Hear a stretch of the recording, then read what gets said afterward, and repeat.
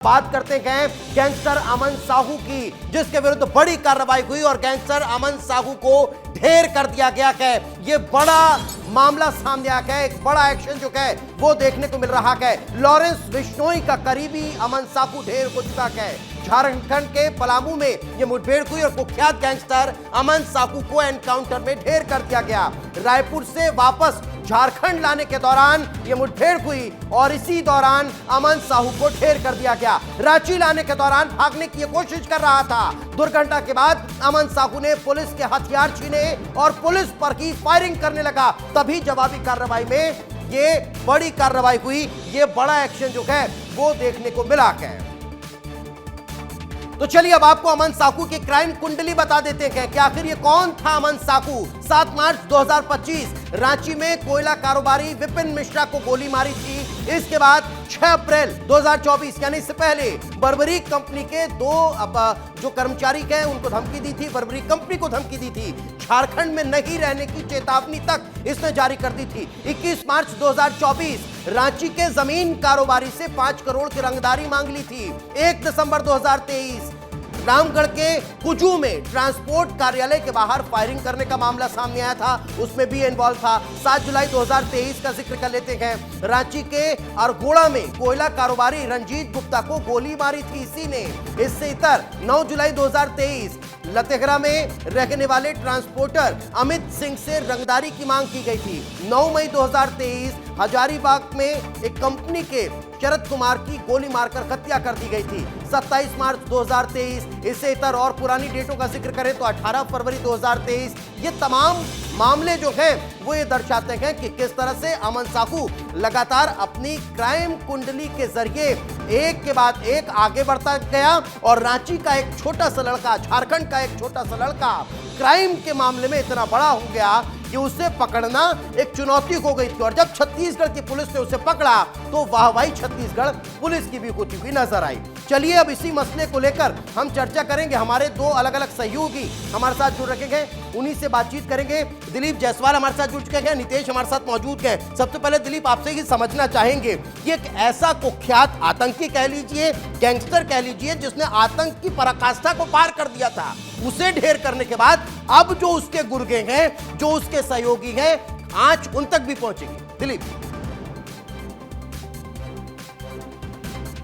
बिल्कुल आंच इसलिए भी पहुंचेगी क्योंकि जो सहयोगी हैं अमन साहू के, उन्होंने ही इस कांड को अंजाम भी दिया है। उन्होंने ही इस एनकाउंटर का शुरुआत किया है। मैं ऐसा इसलिए कह रहा हूं क्योंकि सबसे बड़ी खबर आपको मैं बता रहा हूं, सबसे बड़ी खबर बता रहा हूं कि ये जो गाड़ी है, पुलिस की जो गाड़ी है, जो रायपुर से अमन साहू को रांची ले जाने के लिए निकली थी, वो गाड़ी पलटी नहीं है। क्योंकि मैं मौके से अभी देख के आ रहा हूँ, गाड़ी खड़ी है और उस गाड़ी में यह बताया जा रहा था कि बम से अमन साहू के सहयोगी ने जंगल से हमला करने की कोशिश की और 2 बम फेंके गए गाड़ी पर। पुलिस वालों को निशाना बनाने की कोशिश की गई, ये जानकारी आ रही है, लेकिन एक बम गाड़ी पर पड़ा। गाड़ी का दिलीप आप इस वक्त बड़ी जानकारी दे रखे हैं। मैं जरा दर्शकों को बता दूं, वापस आपके पास लौट रहा हूं दिलीप, वापस लौट रहा हूं। इस वक्त बड़ी खबर जो हमारे सहयोगी बता रखे हैं, गाड़ी पलटी नकी है। ये बड़ी जानकारी जो है वो निकलकर सामने आ रही है। गाड़ी पलटी नकी है और अमन साहू ने यहां पर पुलिस पर फायरिंग करने की कोशिश की। झारखंड से ये बड़ी खबर, अमन साहू मामले से जुड़ी हुई ये बड़ी खबर बताई जा रही है। पुलिस की गाड़ी पलटी नकी है, लेकिन ये बड़ा अपडेट, पुलिस की गाड़ी में बम से हमला किया गया है, यानी अमन को भगाने की कोशिश थी। एक बम फटा, दूसरा जिंदा भी बरामद हुआ है। अमन गैंग के लोगों ने ही अमन को छुड़ाने की कोशिश की है। दिलीप इस वक्त आप वहां पर मौजूद हैं, एकमात्र विस्तार न्यूज है जो उस वक्त जहां घटना घटी उस मौका मुआयना करने के लिए मौजूद है, वहां पहुंचे हुए हैं। क्या स्थितियां हैं वहां, क्या तस्वीरें हैं, फिलहाल क्या चल रहा है, जरा दर्शकों को बताइए।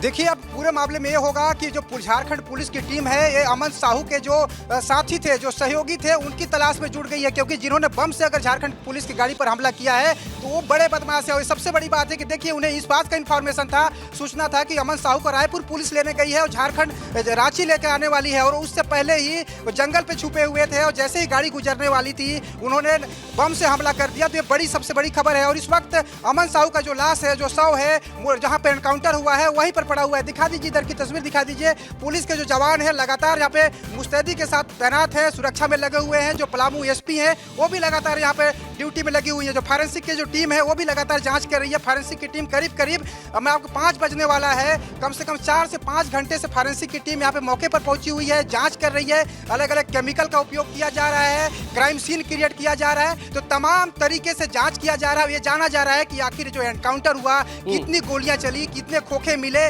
तमाम चीजों का अलग अलग पहलुओं में जांच किया जा रहा है। और सबसे बड़ी बात है कि अमन साहू का जो शव है उसको ले जाने के लिए यहाँ पे एम्बुलेंस भी पहुंच चुकी है। एम्बुलेंस आगे खड़ी है। यहाँ पर जो गाड़ियों की जो कतार आप देख रहे हैं, इन्हीं कतारों में एक एम्बुलेंस भी खड़ी है और उसी एम्बुलेंस से पोस्टमार्टम करने के लिए उसका शव को अस्पताल में ले जाया जाएगा। भारी डिप्लॉयमेंट वहां पर नजर आ रहा है। पल पल की अपडेट आप दिलीप दे रखे गए। मैं वापस आपके पास लौटूंगा, लेकिन हमारे साथ नितेश भी लगातार मौजूद है। नितेश, बड़ा खुलासा जो है वो विस्तार न्यूज कर रहा है कि बम से हमला करके और अमन को छुड़ाने की साजिश रची जा रही थी, कोशिश की जा रही थी कि उसे पुलिस के चंगुल से, छत्तीसगढ़ पुलिस के चंगुल से, झारखंड पुलिस के चंगुल से छुड़ा लिया जाए, लेकिन उसमें कामयाब नहीं हो पाए। यानी ये समझा जाए कि जेल के अंदर से भी मैसेज पहुंच रहा था गुरगो तक।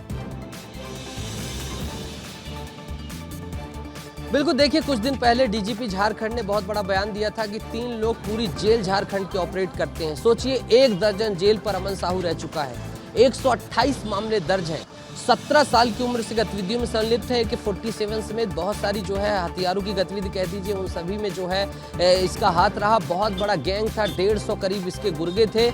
लेकिन सबसे बड़ी बात यह है कि जब ये प्रवेश कर जाता है छत्तीसगढ़ में, पीआरए ग्रुप में जो है गोलीबारी करने की बात करता है, कायराना वारदात करता है, उसके बाद जो है क्या होता है, इसके 20 से अधिक गुर्गे तो इसी केस में पकड़े जाते हैं और अभी जो है इसके लगभग 16-17 साथी यहाँ पर हैं। लेकिन 150 जो गुर्गे हैं, इस हिसाब से आप लगा सकते हैं अंदाजा कि वो कितना बड़ा जो है गैंगस्टर था और धीरे धीरे लगातार उसका ग्राफ बढ़ता जा रहा था। रायपुर जेल में 148 दिन से था, लेकिन झारखंड में इसके नाम का कोहराम मच गया था।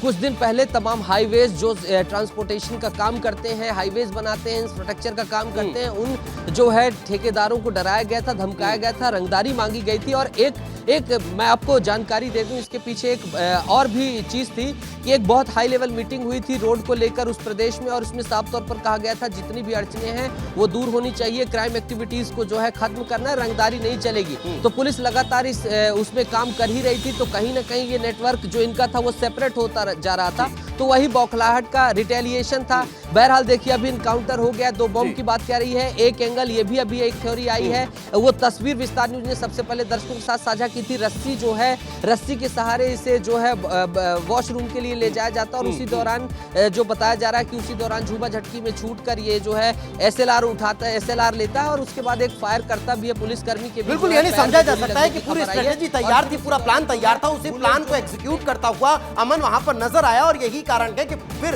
पुलिस को जवाबी कार्रवाई करनी पड़ी और उसमें उसे ढेर कर दिया गया। बहुत बहुत शुक्रिया।